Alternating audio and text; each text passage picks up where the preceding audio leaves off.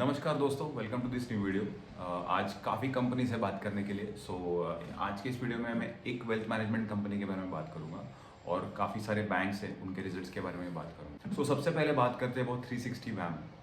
ये बेसिकली एक wealth management company है और ये कंपनी इसेंशियली पहले एक ब्रोकरेज फर्म हुआ करती थी, एक ब्रोकर हुआ करते थे। फिर धीरे धीरे इन्होंने अपना wealth management part of the revenue है वो बढ़ाया। आज की डेट में इनका 73% ऑफ द रेवेन्यू जो है वो एक रिकरिंग रेवेन्यू के नेचर पे आता है। इन्होंने अपना वेल्थ मैनेजमेंट बिजनेस काफ़ी तेज़ी से ग्रो किया है। सबसे पहले तो इस क्वार्टर की बात करते हैं तो their growth in the overall revenue growth was 30%। उसमें से जो 73% ऑफ द बिजनेस है उसकी ग्रोथ लगभग 40% थी। जो ये ब्रोकरेज रिलेटेड बिजनेस है वो भी वो लोग ग्रो कर रहे हैं, that is just 27% of their business. But their primary focus right now is focusing on increasing the relationship managers. उनको ट्रेन करना है, उनको number of head counts of the RMs बढ़ाने हैं एंड देन इवेंचुअली उनको they want to push those RMs to incur they want to push those RMs to have more business, to bring more business from their clients. Basically ये जो business है ना of wealth management, ये एक बहुत multi year Tailwind है ये business को। ये बहुत बड़ा थीम है इंडिया में। आज भी जो वेल्थ मैनेजमेंट बिजनेस है it's a very new business in India. Penetration इसका बहुत कम है। आज भी बहुत से लोगों को इस चीज़ का अवेयरनेस नहीं है। Lot of people are sitting on generational wealth, lot of people are becoming new billionaires and stuff like that. तो इन सब लोगों के लिए पैसा मैनेज करने के लिए there are people. So basically RMs वगैरह जो होते हैं they are essentially well educated guy who is in touch with this HNI families. They guide this families on wealth management aspects, then what are the things options which are available to these guys. बात करें इनके operating profit की तो operating profit was up 25% and there PAT growth was stupendous, it was like 28% year on year. ये काफ़ी अच्छा था। और जैसे ये nature of business is very asset light in nature, इनका आरओई भी लगभग for this quarter it was like 21%। But this is a kind of a business where आराम से you can have 25-30% kind of ROE. ये था about 360 वैम। Overall it was a very good, although the stock is not very cheap, but this is a kind of a business that you want to always track and look at. जब भी ये एक अच्छे valuation पे आपको मिलता है तो you can consider adding these kind of companies in your portfolio. क्योंकि लाइक आई सेड राइट, ये मल्टी ईयर थीम है। तो जैसे ही कोई अपॉर्चुनिटी मिलती है in terms of better price अगर आपको मिलता है, एक बेटर वैल्यूएशन पे मिलता है। आज ये कंपनी लगभग 35 to 40 के वैल्यूएशन पे ट्रेड कर रही है, which is quite steep value. अब हम लोग बात करते हैं अबाउट आईडीएफसी फर्स्ट बैंक। तो आईडीएफसी का भी रिजल्ट बहुत अच्छा था इस क्वार्टर में। आईडीएफसी फर्स्ट का लगभग 2.6 लाख करोड़ का बुक है। It has grown by almost 20% year on. इनका जो डिपॉजिट्स है वो भी काफी सॉलिड है। उनका डिपॉजिट ग्रोथ वॉज 23%। और इस कंपनी का CASA, I am really fan of the kind of CASA base that this company has.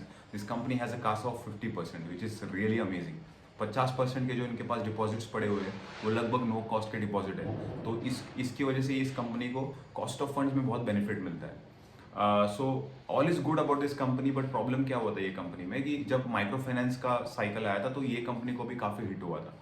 उसी के अभी they are still paying the price for that microfinance exposure. तो अभी भी जो ये क्रेडिट कॉस्ट जो इनका जा रहा है which is leading to compromise in their profit after tax is the credit cost. But the good thing is कि इस क्वार्टर में 16% से प्रोविजन एक्चुअली कम हुआ है, which was a very amazing thing. So management ने ये बोला है कि द एमएफआई का जो प्रॉब्लम था it has already peaked out and they expect कि अभी के बाद तो एमएफआई का issue they will only see that issue to eventually subside. Actually ये क्वार्टर में जैसे मैंने बोला कि प्रोविजन नंबर्स जब नीचे गए तो that was a very good indication all together. And again they expect the operating leverage to kick in. अगर ऑपरेटिंग लेवरेज आता है तो एक मार्जिन्स में एक बहुत अच्छा किकर मिल जाता है कंपनीज को। जैसे ये बैंक काफ़ी टाइम से they have been extensively growing their branches और ब्रांचेस भी ग्रो किए हैं, एक अच्छा डिपॉजिट बेस भी ग्रो किया है। And then with all that this is a kind of a bank that you might want to look at right. ये एक बैंक है जो आप बहुत इंटरेस्ट से देख सकते हो क्योंकि इसका वैल्यूएशन भी काफ़ी अच्छा है अभी भी। और I think it is trading somewhere around 2x के आसपास इसका प्राइस टू बुक रेशियो है। And with the kind of deposit base that it has, with the kind of growth Tailwind it has, it is really amazing. So one can look at this stock independently. आप इसको study कर सकते हो। इसकी जो management है they look quite hungry for the growth. So again, it could be an amazing company to study altogether. अभी I have another series of stocks जिनके बारे में कोई ऐसा खास है नहीं बात करने के लिए. If you are someone who is looking for really amazing एकदम blockbuster ideas, तो ये वीडियोस आप यहाँ तक ही आपके लिए था। इसके बाद there are just normal updates about the companies. So basically next result है एचडीएफसी बैंक का। तो एचडीएफसी बैंक के केस में इफ़ यू रिमेंबर पिछले कुछ टाइम में उनका एक प्रॉब्लम हुआ था after their merger. So that was कि they were not able to grow their loan book, क्योंकि उनका जो लोन टू डिपॉजिट रेशो था वो लोन टू डिपॉजिट रेशो काफ़ी बढ़ गया था। उनके लोन्स ज़्यादा थे एंड डिपॉजिट कम था। तो इवेंचुअली फिर बैंक ने यही किया है कि they have focused on growing their deposits, और उसके चलते डिपॉजिट्स तो ग्रो किए पर because of the loan to deposit ratio was high they were not able to grow their loans को उतना फास्ट नहीं बढ़ा पा रहे थे। तो इसके चलते उनके लोन्स में उतनी ज़्यादा ग्रोथ आ नहीं रही थी, और अभी तक वो यही देखने को मिल रहा है। अभी वो बोल रहे थे कि उनका loan to deposit ratio is around 90%। तो FY26 तक तो फिर भी they will be having lacklustre loan growth, लेकिन हो सकता है कि अब तो मैनेजमेंट ये बोली थी कि हम लोग इंडस्ट्री के रेट पे ही ग्रो करेंगे इन FY26।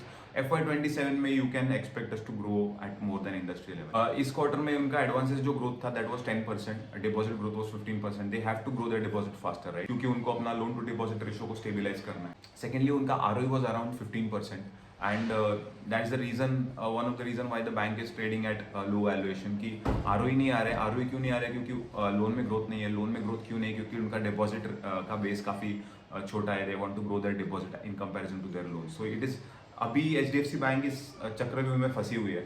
सो एक बार उनका लोन टू डिपॉजिट रेशियो थोड़ा स्टेबलाइज हो गया तो उसके बाद शायद यहाँ पे स्टोरी थोड़ी इंटरेस्टिंग हो सकती है। ये बैंक एक टाइम पे स्टॉक मार्केट का डार्लिंग हुआ करता था। बैंक का वैल्यूएशन एक टाइम पे वॉज अराउंड 3 to 3.5x के मल्टीपल पे ट्रेड करता था। आई थिंक अभी तो 4x पे भी गया हुआ है, क्योंकि for a period of good 25 to 30 years this bank was compounding at 20+ kind of rate. So ये बैंक अपने आप में ही एक एपिटोम है इंडिया में। लेकिन यही है कि जो सबसे बड़ी ग्रोथ स्टोरी थी, I think it is pretty much behind us.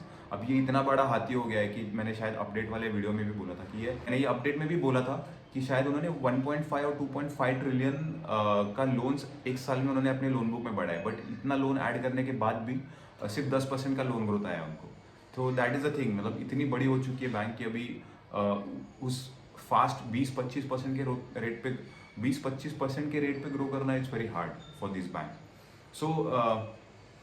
So if you are someone who is wanting to have very stable companies in your portfolio, कोई बहुत ज़्यादा रिस्क ही नहीं चाहिए, लार्ज कैप चाहिए, रिस्क बहुत कम चाहिए, this could be the bank for you. But the ones who are chasing growth, जिनको आप ये मत सोचिए कि HDFC बैंक अपने ग्लोरी डेज में जो रेट पे ग्रो करता था वो वापस होगा। That seems quite less likely. Although Bajaj finance के केस में अभी भी चल रहा है कि वो इतना बड़ा होने के बाद भी they are still growing at 20%, but यहाँ पे इट्स अ बैंक, राइट, वो NBFC है, तो वो दोनों में थोड़ा सा फर्क तो होता ही है। सो that is about HDFC bank. ज़्यादा कुछ है नहीं यहाँ पे बात करने के लिए। आपको इंडस्ट्री से ज़्यादा ग्रोथ देखने के लिए you have to wait for another 1 year to see the loan book grow at more than what the industry or the credit rate is growing up. Till then you have to be satisfied with 10% kind of a growth. So yeah. So this is about HDFC bank. Next हम लोग बात करते हैं about Canfin Holmes. तो ये Can Fin Holmes एक time पे was seem to be like a promising stock, but as soon as Mr. Girish Kousgi, I think, was the CEO at that point of time, and out of nowhere he just resigned from the company. अभी ये same चीज़ उन्होंने एक नए company के साथ भी किया था, उसका स्टॉक भी गिर गया था आफ्टर ही रिजाइन। सो ये कंपनी के साथ भी सेम ही हुआ था। उसके बाद ये कंपनी का सीन क्या है कि it's basically a housing finance company, and इनका I think their most of their customers are salaried employees, और अंडर कंस्ट्रक्शन प्रॉपर्टीज वगैरह पे वो लोग mostly they give loans on those kind of loans. Problem यहाँ पे ये है, ROE वगैरह बहुत बढ़िया है कंपनी का, ROE is 18% kind of number, but the problem is on the growth side. Growth नहीं आ रहा है कंपनी में। अभी इस क्वार्टर में सिर्फ 8% का loan growth, and in general भी इस कंपनी का ROE कुछ 16 से 18% पे रहता है, but the problem is growth. जब तक ग्रोथ नहीं आता है तो वो ROE भी कितना सस्टेनेबल रहेगा पता नहीं। So that is the reason why this stock is also trading at 2x kind of price to book value. So that's about Canfin Holmes.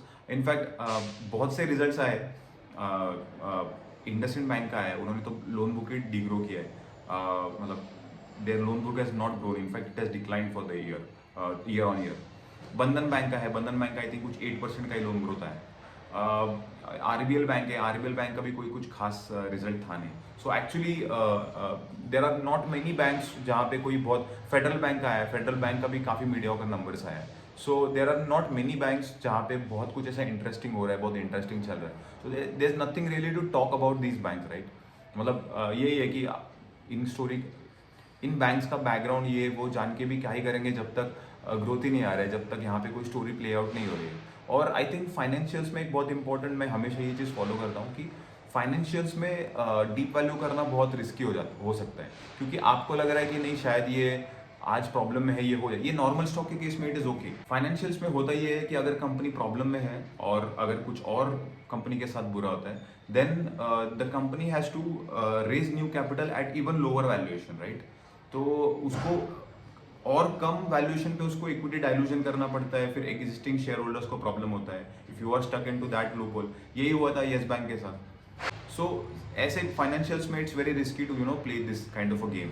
Financials में you have to always look at the growing engine, the engine which is having a very good ROE number and it is growing sustainably. I mean कोई ऐसा बहुत बड़ा credit cost वगैरह नहीं है. सो इन चीज़ों को अगर आप ध्यान में रखते हो then you can look at. Out of all this, I think 360 ma'am which is a wealth management company and IDFC First, मुझे इनके numbers काफ़ी अच्छे लगे. So I will be interested to know more about the story in these kind of companies. Credit, अभी और results आएंगे, हम लोग और results के बारे में definitely बात करेंगे. यहाँ पे जो स्पेशली बैंक्स जो है वहाँ पे कोई ऐसा बहुत खास नंबर्स थे नहीं इस क्वार्टर में. So barring a few names, right. So banking में I am actually looking at two companies बहुत इंटरेस्ट से. एक तो CSB बैंक हो गया और एक IDFC फर्स्ट हो गया, क्योंकि यहाँ पे कुछ दिख रहा है कि दीज गाइज आर, अभी IDFC के केस में माइक्रो फाइनेंस में every one is getting impacted, but then these guys are like getting ahead of that. Provision के नंबर्स कम होते हुए दिख रहे हैं. अभी ये लोग डिसबर्समेंट बढ़ा रहे हैं, लोन बुक भी ग्रो कर रहे हैं, इनका कासा इतना फैंटास्टिक है. CSB बैंक के केस में इस साल में पता नहीं अभी ग्रोथ कैसे पैन आउट होगा बाकी for the entire year, but still I think मोटा मोटी जो बैंक ने सोचा है, जो उनका विजन है, उस दिशा में बैंक चल रही है. So that's how I am looking at these companies. So let's see, आने वाले रिजल्ट पे हम लोग देखते हैं and then will discuss about more companies in the future. Till then keep learning, keep growing. Thank you so much. Bye.